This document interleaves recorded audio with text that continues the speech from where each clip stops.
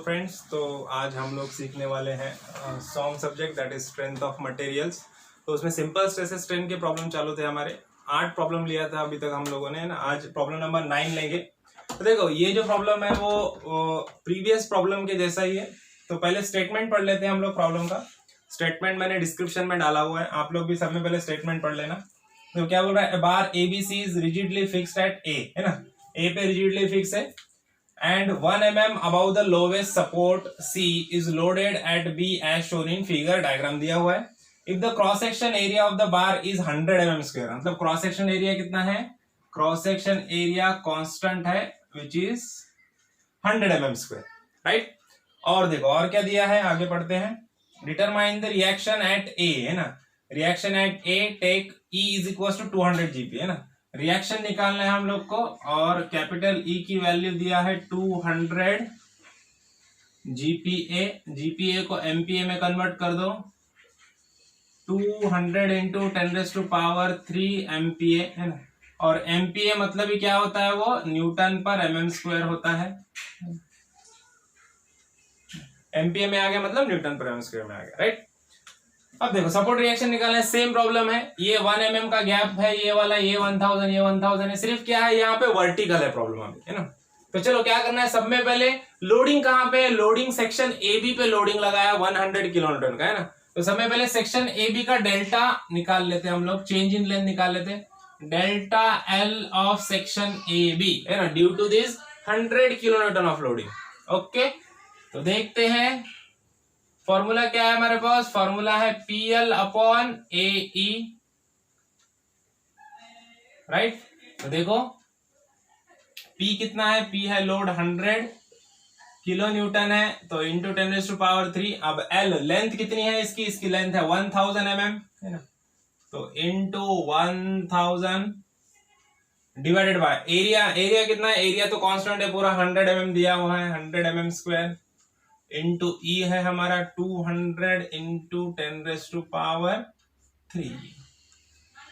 Right. अब देखो, अब इसको कैलकुलेट करेंगे तो हम लोग को इसका वैल्यू मिल जाएगा। चलो कैलकुलेट कर लेते हैं हम लोग इसको। कैलसी में वैल्यू पुटअप कर दो।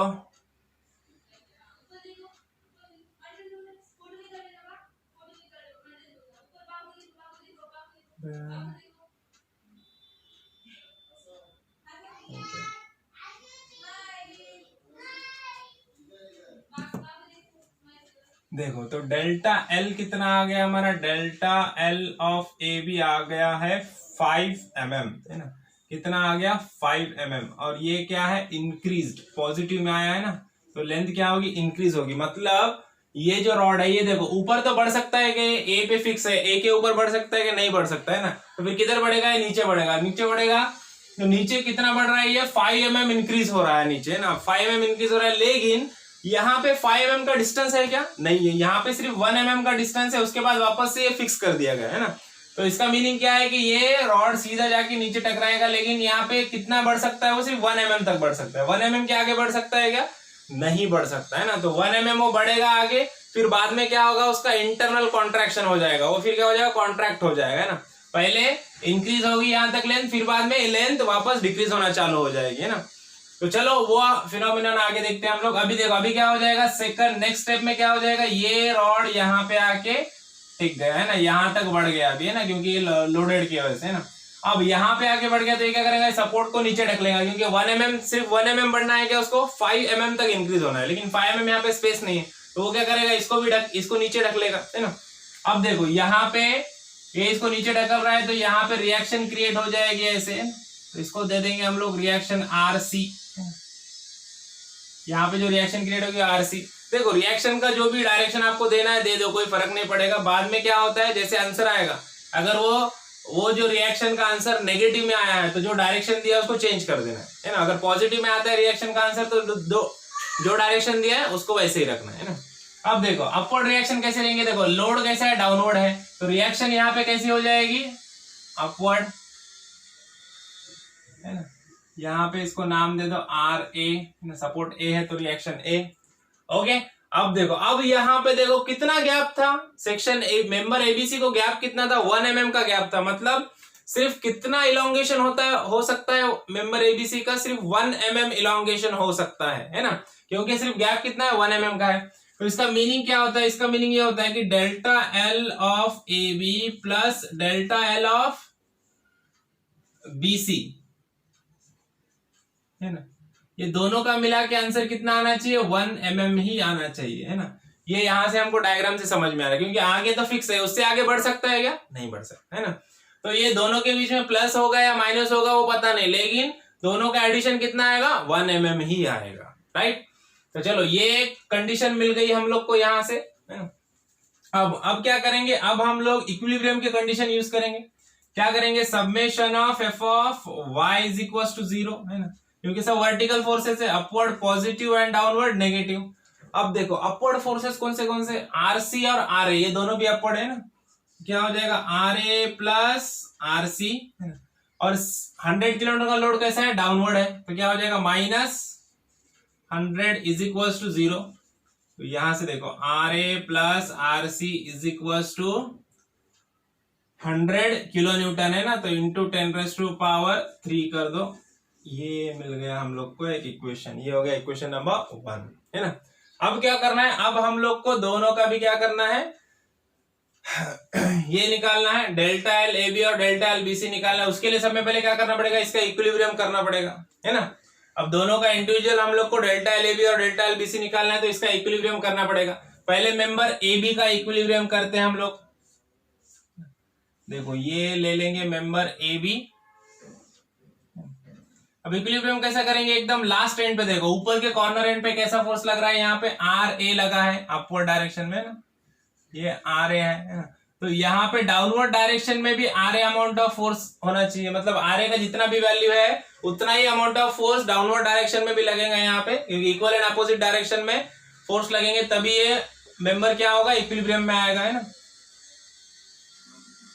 इसका लेंथ है 1000 mm, राइट, तो ये इसका इक्विलिब्रियम हो गया। वैसे ही मेंबर बी सी को देख लो, अभी मेंबर बीसी में देखो, है ना, एकदम डाउन एंड देखो, है ना, क्या है, रिएक्शन आरसी है, reaction RC amount of reaction क्या है, अपवर्ड फोर्स है ना, तो यहाँ पे क्या होगा, यहाँ पे ऊपर से डाउनवर्ड फोर्स आएगा, है ना, तभी जाके क्या होगा, इसका इक्विलिब्रियम होगा, क्योंकि जितना फोर्स नीचे से लग रहा है उतना ही फोर्स ऊपर से लगना चाहिए, तब ये मेंबर इक्विलिब्रियम में आएगा। BC RC amount of force upward लग रहा है, तो RC amount of force downward लगेगा, है ना।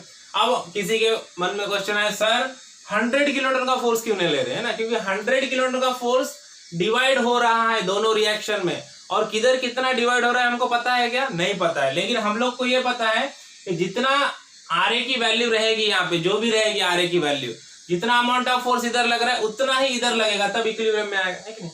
और जितना अमाउंट ऑफ फोर्स या आरसी रिएक्शन का इधर लग रहा है उतना ही अमाउंट ऑफ फोर्स ऊपर से लगेगा, तब ये इक्विलिब्रियम में आएगा, है ना।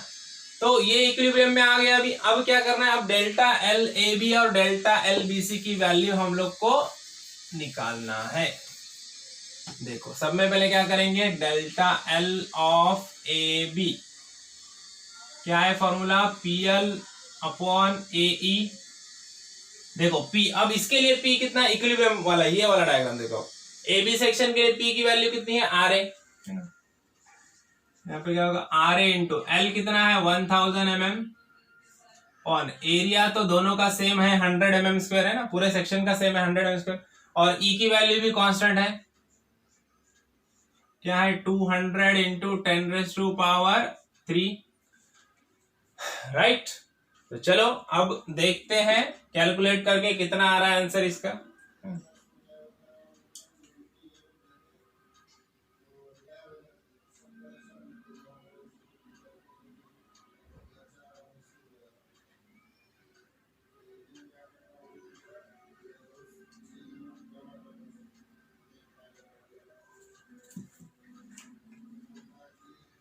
चलो इसका आंसर कितना आ गया, डेल्टा एल ए बी का आंसर मिल गया हम लोग को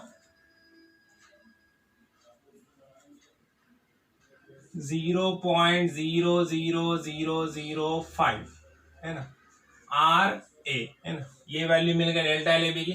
अब ऐसे ही delta L of B C निकालेंगे। फॉर्मूला क्या है, अगेन वही फॉर्मूला PL अपॉन AE। तो P के जगह पे क्या आएगा, अब यहाँ पे देखो इक्विलिब्रियम की P की वैल्यू कितनी है, RC है ना। और ये कैसा है, देखो कॉम्प्रेसिव फोर्स है ना, यहाँ पे दोनों फोर्स टेंसाइल थे, तो ये प्लस में आया वैल्यू है ना, इंक्रीज हो रहा है इतना है ना। और ये यहाँ पे दोनों फोर्स कैसे, कॉम्प्रेसिव मतलब इसका लेंथ क्या होगा, डिक्रीज होगा है ना, ये डिक्रीज हो जाएगा इसका लेंथ है ना। तो इसके लिए इसका वैल्यू कैसा आएगा, माइनस में आएगा। P की वैल्यू कितनी है, P है हमारा RC into L, length of member 1000 mm है यहाँ पे भी है ना, अपॉन एरिया 100 है, और E की वैल्यू 200 इंटू 10⁻³ है, राइट। तो देखो अब यहाँ पे भी वैल्यू इसकी भी सेम आएगी, सेम लेंथ है, सेम एरिया वगैरह सेम है, तो ये भी वैल्यू, इसका भी आंसर कितना आएगा, इसका भी आंसर उतना ही आएगा, कितना आएगा 0.00005 RC। समझ में आ गया। अब देखो delta L A B plus delta L B C is equal to कितना है, 1 mm है ये वाला इक्वेशन, इसमें वैल्यू पुट अप कर दो।